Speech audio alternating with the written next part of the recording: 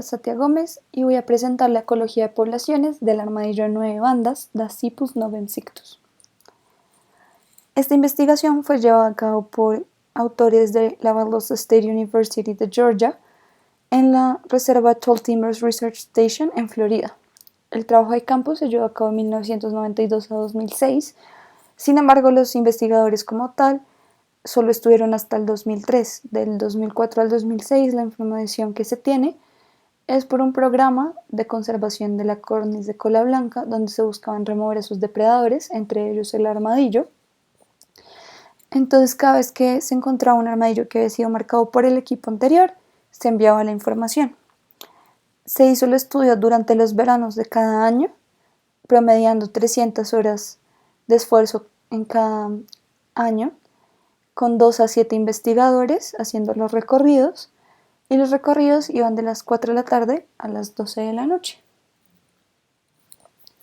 Los armadillos de 9 bandas son mamíferos nocturnos que excavan y hacen madrigueras, sobre todo entre las raíces de árboles de madera dura. Pesan de 50 a 60 centímetros, pueden llegar a pesar hasta 8 kilos y viven 12 años aproximadamente como un máximo en libertad y pueden llegar a vivir 20 años en cautiverio. Son el armadillo que ha estado más ampliamente distribuido en el continente. La metodología de campo fue un CMR, captura, marcaje, recaptura, donde todos los individuos que se capturaban se marcaban, se pesaban, se medían y se sexaban. El marcaje se hacía de 2 maneras, con uno temporal, donde se pone una cinta de color en el caparazón, y con uno permanente, donde se inyectaba un dispositivo entre el cuello y la cabeza, debajo de la piel, que permitía la transmisión de ondas pasivas. Se dividió la población en clases de edad que se determinaron por peso. Aquellos individuos que pesaban hasta 2 kilos se consideraban juveniles, o sea, entre 1 y 2 años. Si pesaban de 2 a 3 kilos, eran yearlings, o sea, que tenían de 1 a 2 años. Y si eran adultos, pesaban más de 3 kilos y por lo tanto tenían más de 2 años.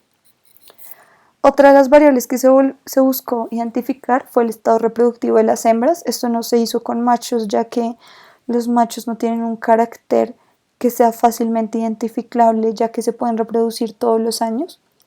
En este caso se veía la apariencia de los pezones. Si las hembras estaban lactando o posiblemente lactando, se consideraban activas reproductivamente. Si no estaban lactando, se consideraban inactivas. En el caso de la metodología del análisis de datos, se utiliza un modelo CMR multiestado en el programa MARC. Para escoger el mejor modelo, se utilizó el AICC, que es el criterio de información de Kaike corregido por muestras pequeñas, donde se busca el mejor modelo en cuanto a que sea lo más parsimonioso posible y pierda la menor cantidad de información. En este caso se usó siempre el modelo que tuviera el menor AICC. Y para hacer un análisis de la calidad del fitness o el goodness of fit, se utilizó el programa YouCare. Este análisis se hace para evitar ruidos en la información por individuos que se reproduzcan mucho o se reproduzcan diferencialmente del resto de la población, o por la sobredispersión de individuos. Podemos ver que en este diagrama se explica también parte de la metodología, donde S es la probabilidad de supervivencia de una etapa, mientras Psi es la posibilidad de transición de una etapa a otra. En el caso de las transiciones directas, donde todos los individuos que sobrevivían de una clase pasaban automáticamente a la otra, como juveniles, yearlings o yearlings adultos no reproductivos, se considera una Psi de 1, mientras que las que no eran fisiológicamente posibles o no sucedían, como adulto yearling, yearling juvenil o yearling adulto reproductivo, que teóricamente puede suceder pero no se vio durante la investigación, se consideraban 0. Las únicas que se estudiaron fueron aquellas entre adulto reproductivo y adulto no reproductivo, y viceversa. Un total de 1.292 capturas, con 828 individuos, de los cuales 422 eran machos y 390 eran hembras. En esta condición, solo los que se pudieron sexar se contaron como machos o hembras. 207 juveniles, 43 yearlings y 1.026 adultos. Los resultados para la probabilidad de captura, se encontró que el mejor modelo para explicarlo era un modelo aditivo entre sexo, etapa y tiempo. Por lo tanto, Se encontró que había una menor probabilidad de captura en yearlings y juveniles que en adultos, como podemos ver en los resultados de captura, y había una mayor captura de machos que de hembras. En el caso de la menor captura en yearlings y juveniles, se asume que es porque estos tienden a estar más tiempo en sus guaridas, en sus madrigueras, y por lo tanto no salen tanto como los adultos, tanto por miedo a la depredación como por estar bajo el cuidado parental de la madre. Y en el caso de la mayor captura de machos que de hembras, se piensa que es porque los machos tienen mayor movilidad al querer buscar pareja que las hembras, que también están predispuestas por el cuidado parental que tienen que dar. Sin embargo, no se encontró un patrón constante entre las etapas en el tiempo, por lo tanto no se puede decir que siempre la probabilidad de captura para yearlings será una, o para juveniles será una, o para adultos será una. Esto cambiaba anualmente. Acá podemos ver el número de capturas de machos. Entonces podemos ver que aunque todos siguen el mismo patrón más o menos, hay una mucha mayor cantidad de capturas de adultos. De la misma manera, vemos el mismo patrón en las hembras, aunque las hembras tienen un menor número de capturas. El mejor modelo de PSI, o sea la transición, se encontró que era aquello que era específico por etapas, en una PSI constante. Se encontró que las hembras adultas, que eran ya reproductivas, tenían una alta probabilidad de seguirlo siendo. En cambio, las hembras que no eran reproductivas tenían una baja probabilidad de volverse reproductivas, alrededor de un tercio. Esto coincide con diferentes estudios que dicen que alrededor de un tercio de la población se vuelve reproductiva cada año o se mantiene reproductiva cada año. Aquí podemos ver la diferencia entre entre reproductivas y no reproductivas. En este caso, la probabilidad de que una hembra reproductiva se vuelva no reproductiva está dada por 1 menos psi, y 1 menos psi en el caso de las no reproductivas es la probabilidad de mantenerse no reproductivas. En el caso de S, se encontró que el mejor modelo era aquel en que la supervivencia variaba por etapas. Se encontró que los juveniles y los yearlings habían menos probabilidad de supervivencia que los adultos, lo cual coincide con los diferentes modelos que se han hecho, los diferentes estudios sobre mamíferos en general, pero específicamente sobre armadillos, ya que estos suelen ser depredados más cuando son pequeños porque su caparazón es menos duro. Se encontró también que las hembras reproductivas tenían una supervivencia levemente mayor a las hembras no reproductivas, lo cual es bastante curioso porque las hembras reproductivas en teoría tienen un gran costo por haberse reproducido, sobre todo siendo mamíferos placentarios con cuidado parental dado solo por la hembra. Por lo tanto, es un hallazgo curioso que los investigadores dicen que se podría explicar si pensamos que las hembras que se pueden reproducir son solo aquellas que están en buenas condiciones y por lo tanto de por sí ya son más propensas a sobrevivir. El último estudio que se buscó hacer fue el efecto de la remoción de árboles de madera dura en su ecosistema. Desde 1997 hasta el año 2000 hubo una mayor tasa de deforestación en este parque, ya que hubo un proyecto de remover específicamente los árboles de madera dura y por lo tanto estuvo en la mitad del estudio.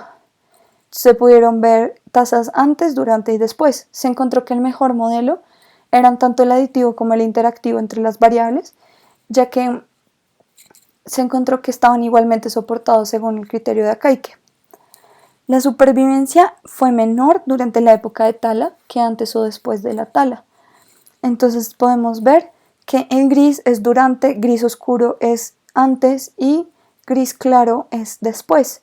Sin embargo, hay una buena recuperación, ya que después, aunque hay una mayor desviación estándar que antes, hay unas tasas muy similares a las que había antes. Otra cosa a tener en cuenta es que por la tala de madera los armadillos se tuvieron que mover más y por lo tanto fueron más fáciles de capturar. En conclusión, no hay un costo reproductivo diferencial entre hembras y machos. Esto es muy curioso porque, pues, siendo mamíferos placentarios con cuidado parental dado por la madre, se esperaría que las hembras tuvieran un desgaste mucho mayor que los machos. Sin embargo, esto no afectó a las tasas de reproducción ni de las hembras y tampoco afectó las tasas de supervivencia diferenciadas por sexo. La supervivencia se determina principalmente por la edad, no hay variación por sexo dentro de la misma clase. Entonces, esto coincide con diferentes estudios, como mencioné anteriormente. Los yearlings y los adultos sobreviven más que los juveniles sobreviven menos que todos y los yearlings sobreviven menos que los adultos. En el caso de los adultos, se mantuvieron más en la población cada año de los juveniles que se mantuvieron y los yearlings. Esto se puede explicar porque los juveniles y los yearlings tienen que salir de la madriguera de su madre a buscar su propio hogar. Por lo tanto, tienen que dispersarse. Y también hay que tener en cuenta que fueron más los adultos que se mantuvieron que los que se reclutaron. Esto puede explicarse en parte por el territorialismo leve que hay en los armadillos. No es tan fuerte, pero sí existe. Y hay que tener en cuenta también que cuando se hicieron estudios genéticos de los armadillos que se atraparon, muy pocos eran hijos de madres de la misma población. Y aunque se considera que los armadillos son una especie colonizadora, sobre todo por su amplia distribución, y su comportamiento en cuanto a la supervivencia lo sigue, ya que los juveniles y los yearlings tienen una menor tasa de supervivencia que los adultos, y esto coincidiría con una estrategia tipo R. Al mismo tiempo, hay unas tasas de reproducción muy bajas para considerar que esto es una especie colonizadora, ya que aunque son altas dentro de los armadillos, tienen 4 crías por camada, son bajas para general, ya que solo se pueden reproducir una vez al año. Y en el caso de las hembras pueden pasar de reproductivas a no reproductivas. La pregunta que me surgió fue basada en la última parte del estudio, aquel de la remoción de madera. Entonces, viendo el gráfico, podemos ver que la supervivencia va a disminuir durante la tala de madera, pero después vuelve a aumentar y se vuelve casi la misma que antes. Entonces, quisiera saber que si este es un ecosistema de rápida regeneración, entonces los armadillos no tienen que sufrir tanto tiempo estas condiciones, o al contrario, los armadillos tienen un rango de adaptabilidad amplio en cuanto a pérdida de hábitat o a donde pueden ser hechas sus madrigueras y por esto no sufren tanto. Entonces esa fue la pregunta que me surgió, digamos la más relevante, pienso yo, y muchas gracias.